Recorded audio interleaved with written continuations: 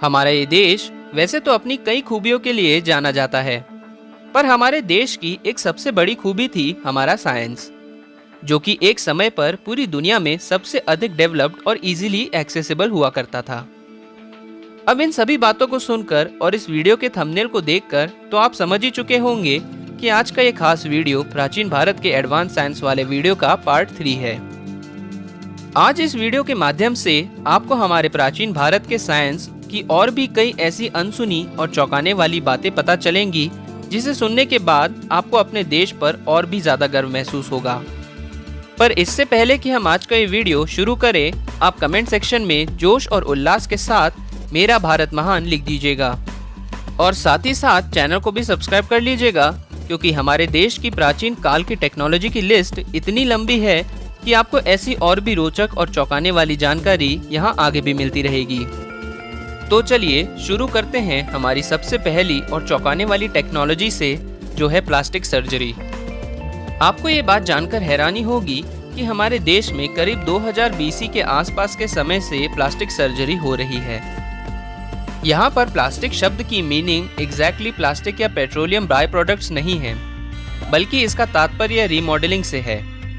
प्राचीन काल के फादर ऑफ प्लास्टिक सर्जरी की उपाधि भी इंडियन फिजिशियन सुश्रुत को दी गई है। ये इन्हीं की किताबें और टीचिंग्स थी जो बाद में बाकी देशों तक पहुंची थी। अब जब हम प्लास्टिक सर्जरी की बात कर ही रहे थे, तो साथ ही साथ आपको ये भी बता देते हैं कि भारत में फिजिशियंस के पास इतनी स्किल्स थी कि वे सैकड़ों सालों पहले भी कैटरेक्ट सर्जरीज परफॉर्म किया करते थे। जावामुखी नाम के टूल का इस्तेमाल करके वो लेंस को ढीला करते हुए कैटरेक्ट को हटाया करते थे।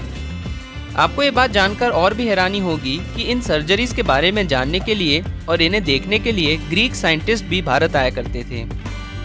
ये ही नहीं, बल्कि इन्हीं में से कुछ टेक्निक्स चीन में भी इंट्रोड्यूस कराई गई थी। अब अगले नंबर पर हमारे पास एक ऐसी वस्तु आती है जिसका हम रोजाना इस्तेमाल करते हैं, पर अक्सर हमारा ध्यान उस चीज पर नहीं जाता है। दरअसल हम बात कर रहे हैं बटन्स के बारे में। आपको ये बात जानकर आश्चर्य होगा कि बटन्स का निर्माण भी भारत में ही किया गया था।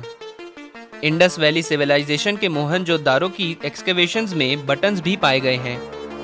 हालांकि उस समय इनका यूज ऑर्नामेंटल्स की तरह किया जाता था। अब जैसा कि आप जानते हैं कि हमारे इस भव्य देश में बहुत से प्राचीन, रहस्यमयी और बेहद खूबसूरत मंदिर भी पाए जाते हैं, जो कि अपने आप में प्राचीन काल की एडवांस साइंस एंड टेक्नोलॉजी का जीता जागता उदाहरण है। अब जब हम मंदिरों और मॉन्यूमेंट्स की बात कर ही रहे हैं, तो आपको भी प्राचीन काल की उस अद्भुत वास्तुकला के दर्शन कराते हैं। तो सबसे पहले हम बात करते हैं खजुराहो के कंडरिया महादेव मंदिर के बारे में। अब जैसा कि आप देख रहे हैं, ये अद्भुत मंदिर अपने कार्विंग्स और विशाल स्ट्रक्चर के लिए मशहूर है। कंडरिया महादेव मंदिर खजुराहो में स्थित वहाँ का सबसे बड़ा और ऊंचा मंदिर है। ये करीब 31 मीटर ऊंचा और एक पर्वत के आकार में बना हुआ है। कथन के अनुसार इस मंदिर का पर्वत जैसा स्ट्रक्चर माउंट मेरू को रिजेंबल करता है। इस मंदिर में करीब 900 स्कल्पचर्स बने हुए हैं, जो कि जीवन से जुड़ी बातें जैसे धर्म, मोक्ष को दर्शाते हैं। वाकई में ये एक बेहद अद्भुत मंदिर है। अब हमारा अगला मॉन्यूमेंट है सम्राट यंत्र। अब जैसा कि आप जानते हैं कि प्राचीन काल में समय का पता करने के लिए सन डायल्स या मून डायल्स जैसी चीजों का इस्तेमाल किया जाता था। ठीक वैसे ही सम्राट यंत्र भी एक सनडायल ही है, पर इसकी खास बात यह है कि 73 मीटर की ऊंचाई के साथ ये सनडायल पूरे विश्व की सबसे बड़ी स्टोन सनडायल है। सम्राट यंत्र अपने हाई प्रेसिजन के लिए भी जानी जाती है। ये 2 सेकंड्स की एक्यूरेसी के साथ सनलाइट का यूज करके लोकल टाइम बताती है। सम्राट यंत्र जयपुर के जंतर मंतर में रखी गई है। ये सनडायल उन 19 एस्ट्रोनॉमिकल इंस्ट्रूमेंट्स में से एक है जिन्हें राजा सवाई जयसिंह II ने बनवाया था। अब इसके बाद एक और मंदिर जिसके आकार के बारे में सुनकर आप सोच में पड़ जाएंगे कि आखिर कैसे उस समय में ऐसे भव्य और विशाल मंदिर का निर्माण हुआ होगा जब एडवांस साइंस का जन्म भी नहीं हुआ था। दरअसल हम बात कर रहे हैं तमिलनाडु के तंजावुर में स्थित बृहदेश्वर मंदिर के बारे में। कहा जाता है कि इस मंदिर को बनवाने के लिए करीब 60,000 टन ग्रेनाइट का इस्तेमाल हुआ था। इसी के साथ ये मंदिर पूरी दुनिया का सबसे पहला कंप्लीटली ग्रेनाइट से बना हुआ मंदिर भी है। साथ ही साथ बृहदेश्वर मंदिर के पास दुनिया का सबसे ऊंचा विमानम यानी टेम्पल टावर भी है और इस मंदिर के शिखर का वजन 80 टन के आसपास है।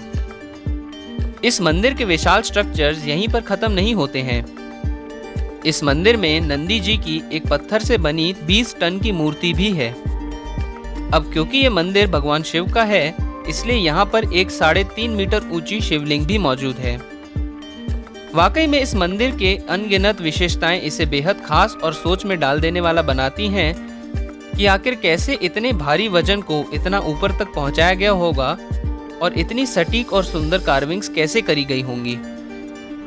पर इन सभी सवालों को अलग रखते हुए एक चीज तो पूरी तरह सिद्ध होती है कि हमारे देश के लोगों को सैकड़ों सालों पहले से बहुत ही आधुनिक ज्ञान था जिसे उन्होंने अप्लाई भी किया, और उन्हीं चीज़ों को आज के समय पर हम अलग अलग मशीन्स या टेक्नोलॉजी का यूज़ करके खोज रहे हैं, जबकि प्राचीन काल के लोगों ने ये सब बिना किसी आधुनिक उपकरण के खोज लिया था। अब इस विषय में आपकी क्या राय है, हमें कमेंट सेक्शन में लिखकर ज़रूर बताइएगा। और अगर आपको ये वीडियो पसंद आया हो तो लाइक भी कर दीजिएगा और अपने देश की इन गौरवशाली बातों को और लोगों के साथ भी शेयर करिएगा। एंड चैनल को सब्सक्राइब भी ज़रूर कर लीजिएगा और इस वीडियो को लास्ट तक देखते रहने के लिए आपका बहुत बहुत धन्यवाद।